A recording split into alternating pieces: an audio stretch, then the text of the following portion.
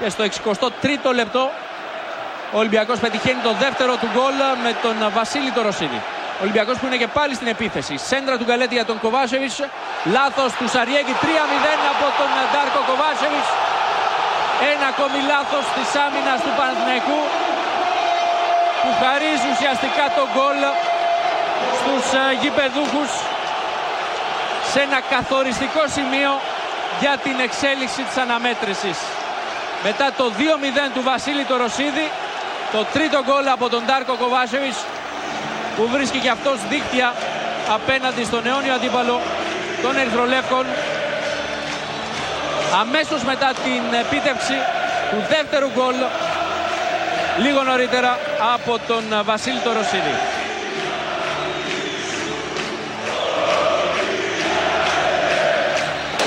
Δείτε ξανά. Από το γέμισμα του Γκαλέτη, ο Σαριέγκη στρώνει την μπάλα ουσιαστικά στον Κοβάσεβιτς. Αυτός δεν έχει κανένα πρόβλημα να ελέγξει και να νικήσει τον Γκαλίνοβιτς για το 3-0 στο 64ο λεπτό.